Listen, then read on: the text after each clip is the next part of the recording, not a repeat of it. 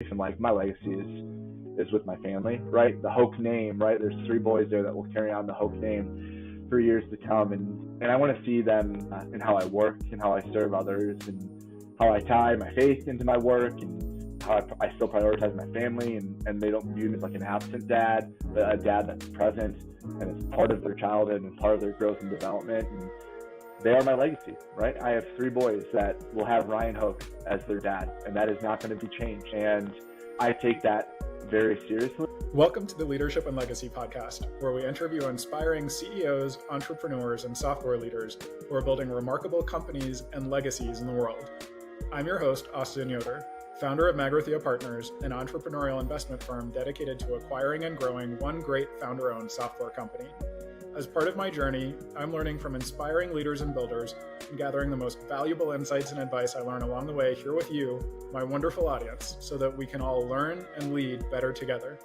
Thank you so much for joining me. I hope that you'll find as much value and insight in the show as I do. Welcome back to the Leadership and Legacy podcast. It is an honor today to be joined by Ryan Hoch, CEO of Overgrad. Overgrad is a college and career readiness platform where customers have post-secondary completion rates up to 5 times higher than peer schools, which is very impressive. We're excited to learn about the impact that Ryan is creating in the world of education today and to learn more about his story. Ryan, thank you so much for joining us today and for your time. Hey, my pleasure. I'm excited to be here. I would love to kick off and just have you introduce yourself a little bit and tell us a little bit about Overgrad and the problem that you're solving in the world. So Overgrad's a company I started around 11 years ago. Prior to starting Overgrad, I graduated from college in 2009, which was during the middle of a recession. So I went to a top engineering school, University of Illinois. I thought life's going to be easy, finding a job's going to be no problem. Certain I was going to go into consulting, and life decided to throw me a curveball. And so the one thing I was certain about in my life that I would never be was a teacher. And yet here I was about 2 months before school was going to be done, about to walk across that stage, not having a job and learning about this program called Teach for America. And little did I know it was like one of the most competitive programs to get into. But I had a friend that was doing it, and I was like, you know what? I don't know. I have no firm job offer. I'm just going to try. And I submit my application. I get through the initial screening. And following the screening, they send a ton, like books and books of reading material to sort of prep you for your interview. And I found out later I was one of the few that actually read everything, because I just found what it spoke about to be so enticing and something that I could relate to in my own life. Like I went to a very diverse high school in the suburbs of Chicago, and I was in the AP track, so I sort of had the same set of kids in my class all the time, but my school was really big. I played soccer, I played a bunch of sports, and so like I knew a lot of people, and I'm like, this concept of what was called the achievement gap is very present even in my own community, where it's kind of the haves and the have-nots, and it really dictated a lot of opportunities that were available to us. And so by the time I get to my interview, I am like, this is what I want to do, and this is my path going forward. This is like all part of the origin story of Overgrad, because I ended up being so fortunate, get placed in Teach for America in St. Louis, teach high school math, ACT prep to juniors and seniors. And I would ask my kids who wants to go to college, and 90% of my kids, and they're like 3 years younger than me in some cases, right? I just graduated from college. They're like, I want to go to college. And I'm like, great, where do you want to go? And they're like, I'm going to go to Mizzou, or I'm going to go to SLU, or I'm going to go to Wash U. And I'm like, those are awesome schools. You guys must be on the ball. We take a practice ACT, average ACT is a 15, average GPA is a 2.5. And I'm the first one to have this very real conversation with my students that there's a difference between wanting to go somewhere and actually being prepared to go do it. And I looked at the data for St. Louis, and our college completion rate was 8%. So I had 90% of my students being like, this is my path in life. I am certain of it. They're at the end of their high school journey. And the data told me that 8% would actualize it. And the second thing I would have told you I never would have became was an entrepreneur. But I went and joined consulting after doing my Teach for America time for 2 years. Absolutely hated it, really missed education, and thought back, and we'll probably get into this story more, but like what do I care about and what do I want to do? And that problem kept coming back to me. And being an engineer, I was like, well, is this like the merger of what I've been trained and skilled to do with what I care so deeply about? Yeah, 11 years ago, I decided to make that dive, and really at Overgrad, what we're about is how do we solve that problem that my kids faced, where how do we really maximize their opportunities for success through post-secondary, where accountability for a K-12 system does not stop at that kid walking across their stage at graduation, but really is aligned to what I think families and students want as well, is like their long-term success. And oftentimes that's through post-secondary education, is what we've seen in the economy, but it's not always the case. And Overgrad doesn't think that always needs to be the case, but it is quite frequently the path. And so how do we make our school systems better at supporting students down that journey? And so, yeah, grateful for the curveballs that life threw at me, because I wouldn't be here today talking to you, Austin, if that wasn't my story. I love it. So my next question is like, what was your journey to the founder seat, the CEO seat? It sounds like you were back in consulting, you're missing education, you're kind of at this inflection point. Like what was that decision process like? Why did you decide to do this crazy entrepreneurship thing? So as I said, I had no aspirations of being an entrepreneur. I was working for a tech consulting group. I'd interned at Caterpillar in undergrad, and I was like, I never want to work in an industry like Caterpillar and like work for Caterpillar. So I'm going to be like a consultant, be a different type of engineer, see a lot of different components. My one and only customer was Caterpillar while I was consulting. And so I was like, this is exactly where I didn't want to be. And so I was getting the itch of like, what do I do? Right? Like very quickly, I just didn't see this be my long-term plan. I also knew I wanted to be a dad at some point in time, and this consulting life of being on the road 4 days a week, just like I knew was going to be a problem, was about to be married. And so like those were just all running through my head. And I had a friend of mine, probably like my closest friend at Deloitte, who, it was like 2000, at this point, what's like 2011, 2012. So the economy's bouncing back. Angel investing is really starting to boom at this point in time. And he's going to quit Deloitte to start a company. And I am like, people do that? Like, that's like a thing? He's like, yeah. He said, my friend ran the entrepreneurial group at Notre Dame.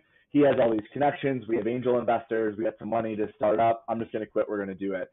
And I'm like, well, that sounds pretty awesome. I was like, I want to go back into education. I didn't see my role being in the classroom anymore. I wasn't a computer science engineer. I studied a little bit in undergrad. I had a lot of interest in it, but I was not super proficient. So any resources that I had internal to my company to like teach myself, I was taking advantage of.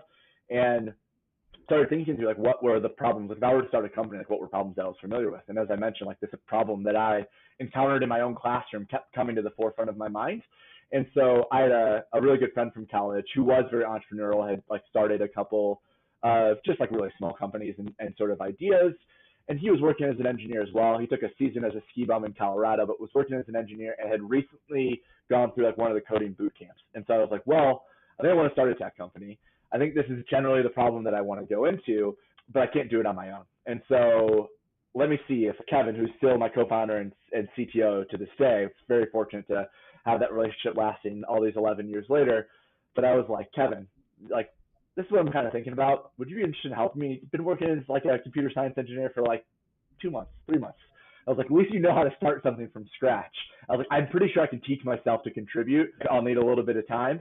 And he's like, it took almost no convincing. He's like, yeah, let's do it. Like worst case scenario, you know, it doesn't work out. We go get jobs and sort of continue on from there. So whether we were naive enough, whatever it was, I mean, it was a very long journey from there. But that was like a big sort of like, okay, we're going to do this. And then what happened, which I think like really sealed the deal, is we still kept our jobs, but we applied to a couple of accelerators. And those were like all the craze at the time. And so there's a couple of education specific ones. One that was starting up in New York City. And the person started was like, come out to New York City and live in my basement for like a week. And I want to see how you work. And that will be like our interview process. So we went, took off, we worked for a week, did the work. She's like, I want you to be part of the program. But before it starts, I'm trying to get it formalized. You should check out this group called 4.0 Schools in New Orleans. They were nonprofit, non-dilutive, gave us like $10K, I think, of starter capital. And we're like, why are we even going to do this one that takes equity? Let's just go do this one that doesn't take equity, that seems more aligned. So and it allowed us to be remote. And so we stayed in Chicago, joined 4.0 Schools, and that was sort of like the big, like, all right, we're just going to do this. And that was like the step we took. It was end of 2012, early 2013, and Overgrad began. Very resourceful, very entrepreneurial. I mean, it sounds like there's this driving passion for education to solve a problem you had personally observed, and also wanting to be in control of your own schedule and control of your own destiny, balance family with work, be able to work on something professionally that you're passionate about, and also build up a family. And entrepreneurship was a path that allowed you to kind of navigate, to thread all of those various needles together. I think that's exactly right. And I think that's it's undersold sometimes in the entrepreneurial community where they think it needs to consume all of your life and you sacrifice everything else in the process. And certainly, like there are plenty of entrepreneurs that fall into that camp and you can fall into that camp. But I don't think that's a very sustainable way to live, to run a company. That was not the type of company that I wanted to run. And so yeah, I think like the way that you expressed it, Austin, is very accurate for my big motivation. It was the right mix of combinations of things that I felt like if I'm going to be doing something every day of my life, like that is the right mix of things I want to be doing every day of my life. Okay, so it's 11 years ago. You're kind of taking this leap into the world of entrepreneurship and to build this company with your CTO. How has the industry changed since you started? When I started Overgrad, running a business in education is no fun. It's really hard. You basically have a system that is set up at its core to de-risk everything, and startups are inherently risky. So you have this most severe uphill climb throughout the process because trusting a startup is inherently risky all the time. And so when I started Overgrad, there's like really one big player. They sort of had a monopoly in the space. Navient. You were a Navient school or you were like you didn't have anything, your spreadsheets, whatever. They sort of had this integration with a platform called the Common App where a lot of students were applying through. And that was a barrier that allowed almost no other company to come in and exist. And so when we started Overgrad, it was like, we're going to be the free alternative to Navient. And so what I did is, and we're going to monetize through higher ed, which this is a very common, like in my space, like a startup plan that like people realize is easier said than done. But we're going to be really transparent. We'll help universities find the kids that should be there earlier in the process. And so what I did is I just traveled all around Illinois from Chicago. I would drive 6 hours to go to a 200-person high school in Southern Illinois and drive 6 hours back in the same day, just trying to get awareness. And that first year, I like got on the superintendent circuit. I'm presenting at the annual superintendent meeting. It's like when you're new and fresh, people love you. And they were like, this is great. It's game changing. This is going to be everything. And then it came to implementation, everything would fall through, right? Like they weren't paying for it. It was free. And it was like, this is not working. Like I need users for any of this business model to work. And really like all of that is like what changed in the market is Navient's monopoly was starting to erode. So that like integration there with Common App started to go away. And there started to be a lot of other players, Overgrad included. And it took us until like around 2016, 2017 that we first charged a school for our product. And we can get into that later. That was like a humongous turning point for us as a company at Overgrad. And I started in 2012, 2013. It was a long time before we got to that and a super huge grind. And to realize like there was starting to be different niches. Like you started to talk to customers and being like, we're not really happy with our solution. We're doing all these other things in place of because it's not doing what we need it to do. And so the market became more open and accepting to like other solutions. And that was a huge change. And really like what continued to start to change is something that you've heard me allude to is it's been very small baby steps, but baby steps towards accountability beyond high school graduation for school districts and school systems, which is just causing different needs and better alignment, I think, to like the students and families from the product, right? Where there used to be one, there's probably like 5 or 6 alternatives that you can pick from, and each sort of have their own niche and areas in which they do really well. And that was very different than like my early days of starting Overgrad, where it was like, oh, I'm going to go everywhere where Navient's isn't because I can't win where Navient's is. And now it's a very different calculus of like, are we a good fit? It's okay, like chances are they already have a solution. You're just trying to convince them to switch solutions now versus trying to get them to start a new one, which has all felt very different than when I started it. Very interesting. Yeah, so it kind of started where there was really one option or spreadsheets, kind of something like that, very concentrated. And since then, the market has evolved a little bit, and there's been an opportunity for different companies focused in this space to specialize and solve problems in different ways from this one kind of concentrated historical provider. That's exactly right. Yep. So how do you see the space evolving in the next 5 to 10 years? And the hope for Overgrad, the big bet that we make is that you're seeing this in higher ed. I think you'll see it in K-12 in some ways as well, but accountability is actually going to be measured off of the success of your students well after they've left your system. So basically, like, did you set the boat off on the best path that you could? And and like what should be the expectation versus like where do they end up. So what does that mean? Like where you're seeing it in higher education, there's a lot of questions right now of like, is college worth it? And there's a lot of tools that are coming out of like the ROI of college and a lot of articles about it. And I think it's like the analysis is way too generalized and simplistic because it's a very individual calculus that like no article is going to cover. Like it's always like what aid is a student receiving, like how much is it going to cost them, what major they go. There's so many other variables that like these studies don't go into, but you're now starting to see like bipartisan legislation saying that like these providers are going to have to start publishing data on like what's the earnings, like what's the job placement rates, and you're seeing higher ed start to shift what majors they offer, programs that align to workforce needs, right? Which it's a slow moving change, but it is changing, and like people are looking at it. I see that same thing happening sort of on the K-12 side, where like Chicago, where I'm from, Chicago Public Schools has a requirement where you must have acceptance into some sort of option after high school. It could be job, you could say gap year, it could be college, it could be military, workforce training. There's a certain number of criteria. You don't get your high school diploma unless you meet those criteria or have an exemption. I see it moving towards like there's going to be a quality measure on top of that. Because I think it's 100% needed. Because if you just say go to an option after high school, well, you can send a kid to a 5% grad rate school and tell that kid, good job. And then if you look at that, you know, more than 9 out of 10 students that go to that pathway are going to go to it, incur debt, and get no degree. So you're basically in a worse off position than if you entered nothing from graduating from high school. And so like as a education system, and as, you know, as the populace that's, you know, funding the education system and holds them accountable in a lot of ways, like, is that really what we want to say? Like, good job? I think we know that like high school graduation alone isn't enough. So there's pressure on that front. I don't think just saying you got into college or you got into a program is enough. There's got to be some measure of quality. And I see like that is where the industry is going. There's a lot of momentum behind it, but it's a hard question, right? And it's a hard ask because it's like, well, I don't control what happens to that student once they leave my building. And that is true. But the number one predictor of is a student going to complete post-secondary is the graduation rate of the institution in which they attend. So if you can get them into a 65% graduation rate school versus a 20% graduation rate school, that is something you can impact as a K-12 system.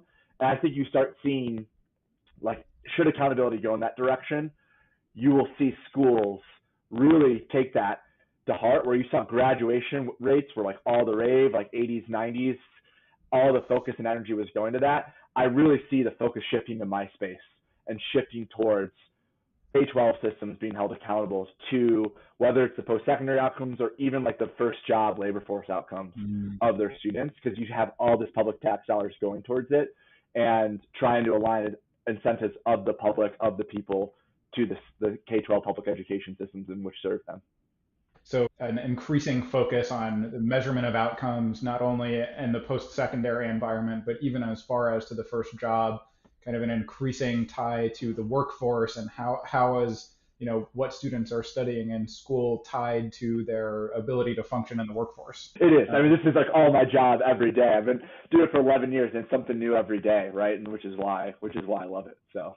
So what would be a story of customer success that you're really proud of from your time at Overgrad?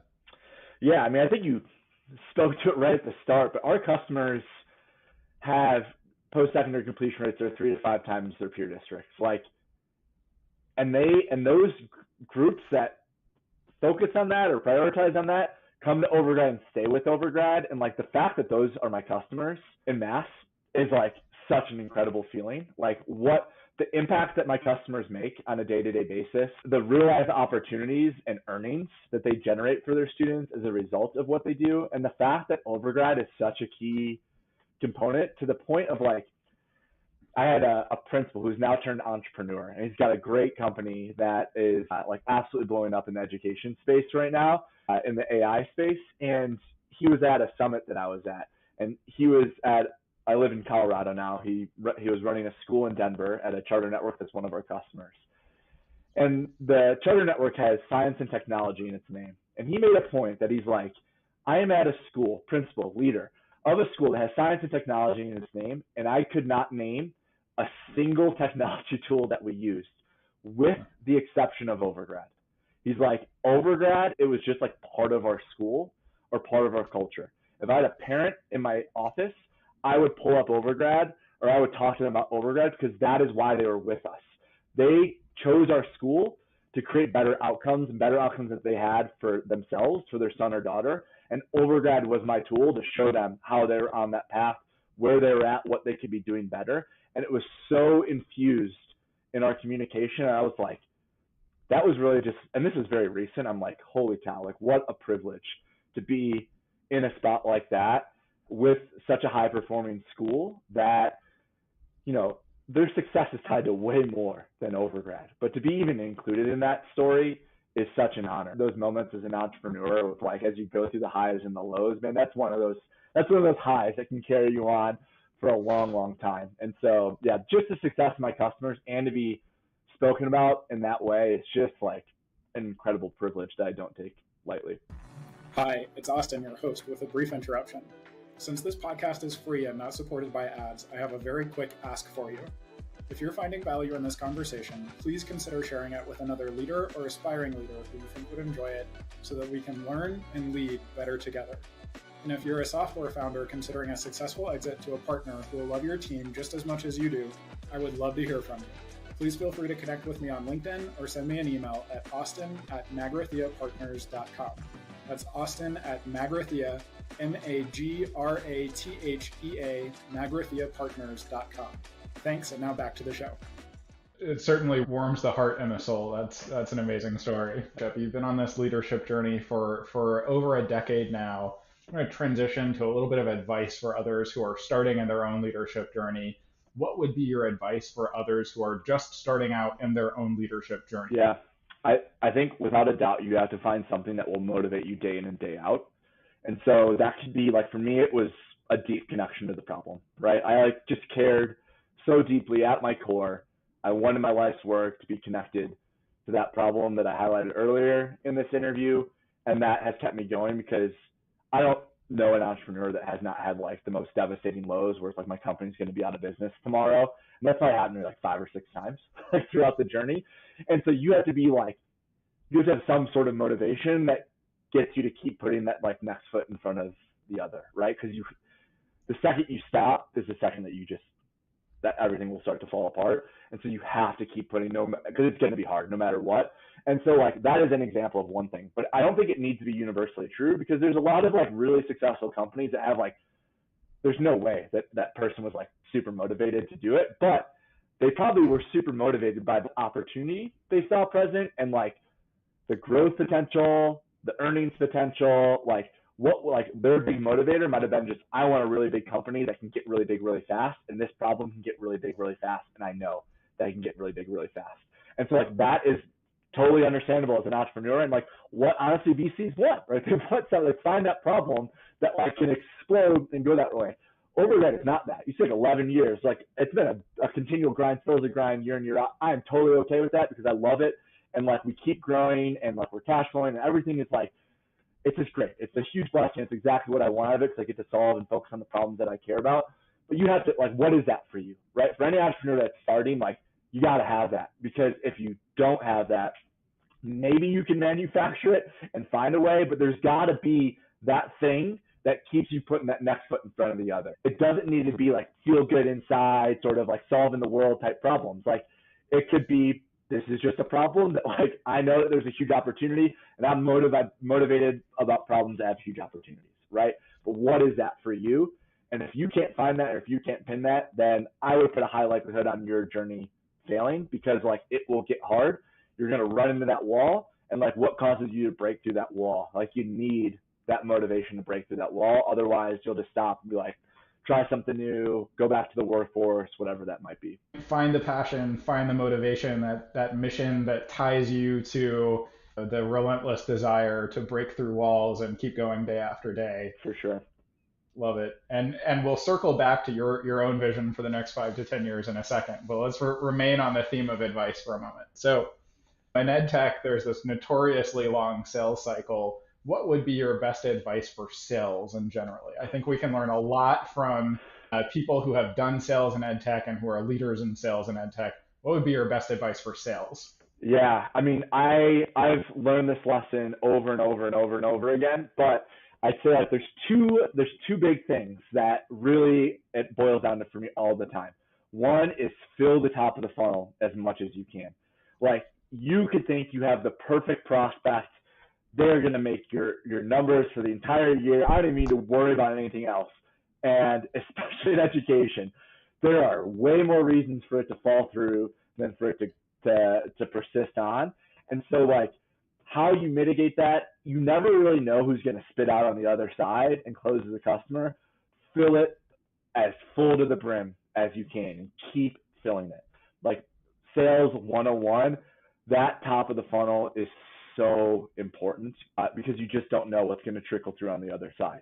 The other is stop trying to convince people they have a problem. Your job as a good salesperson is to find people who have the problem that you solve. If they do not have the problem, then you walk away. Like full stop. Don't try to convince it. That is such a hard lesson to accept, especially early on when you're like, I'm trying to get any customer. I just need money in my account, whatever. I will promise you, you will be way better off walking away from those, even in those stages, because like the focus that a similar customer base, all concerned about the same problems, will bring you and your company is how you progress forward.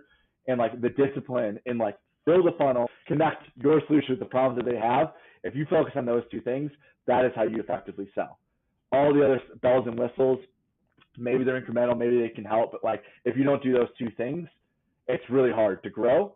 And it's really hard, like your customers got to stay customers, especially in education, like retention over everything. And like it becomes so hard to retain if you're not solving real problems. So yeah, those would be my two things from a sales perspective. Golden advice. I love it.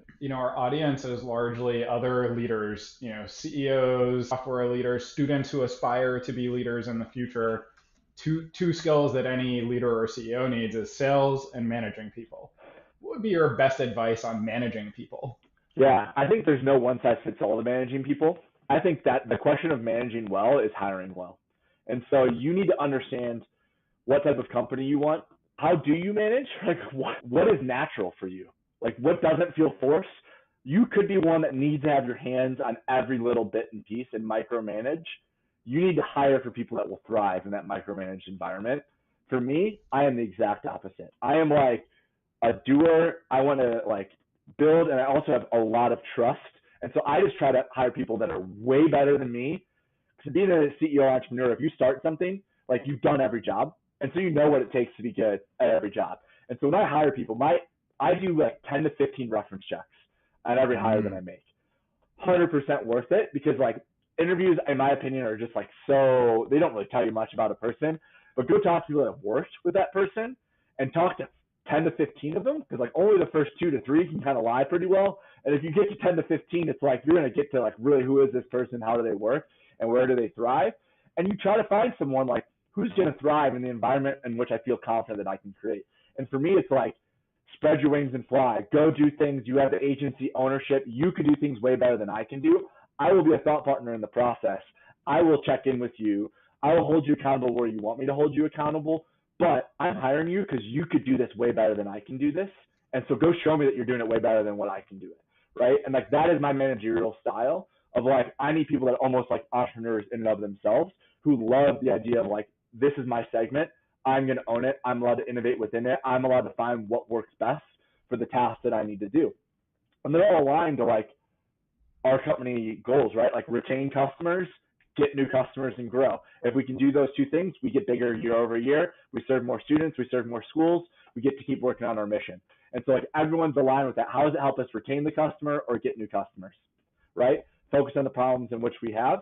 And like for me as a manager, like it allows me to actually get joy out of the process versus if I was hiring people that needed to be micromanaged, I'm better off just letting that person go than I am trying to adjust my styles, because I will never be successful at managing that person. And so it's like being real and honest with like who you are as a manager, where your core competencies and skill sets are, right? And then like hiring to fit that. Because I think like as you grow a company, you have the ability to do that. For me, I know what works for me, and I know what works for people that are successful under me. And so I go out and just try to hire those people that I think will like fit that mold to really thrive in the environment that we have at Overgrad. So many reference checks, deep reference checks, hiring to build a culture of entrepreneurial problem solvers, hiring people who are great at what they do already and can be proactive in their own efforts and, treat the role with ownership, like, they're the CEO of that role or the entrepreneur driving that role. And my job as a manager for them is to like make sure they continue to feel that way of like not saying my opinion's always right, like trust their opinion in the process, validate them, be transparent, say you don't know. Like there's a lot of ways in which you can foster that. I've been wrong. So I've had to like fire people or let people go because I was wrong, right? Like and it's like that person is probably an exceptional employee in either maybe even in a different role at Overgrad. But like you also have to be quick to realize like you can be wrong in that process. Even if you do all the diligence and spend all that time in the reference checks, you can still be wrong. And so like recognizing that as well, I think that's like a strong manager, right? Like to be self-reflective, to own up to mistakes, and to shepherd the team well sort of in the process. Equally golden advice. What would be your vision for the next 5 to 10 years at Overgrad? It's an exciting time. The industry is evolving. We're orienting increasingly towards measurement of outcomes. You've been on this amazing journey. What's your own vision for the next 5 to 10 years? My vision is that like this becomes mainstream, right? This mindset of like there are early indicators which if we can improve upon will guarantee to drive better outcomes for our students, and for that to be the norm instead of the exception. That is like what my company is built around. That is the vision that we have because I think that is aligned to what families and students want out of education, and what our job should be as educators is to align to sort of to those wants and desires and sort of maximize their opportunities for success. And so for Overgrad, it's just continue to be a key part of that story and a key part of that journey to keep showing up, to innovate in those ways. I think what's been really exciting for us is we're now considered like thought partners in this. There's like specific grant money and initiatives going to like really think through like what are the measures that matter, and they're turning to Overgrad to like ask like what should people be looking at, how do they look at it, right? Like these questions are being asked, and that is so exciting for me.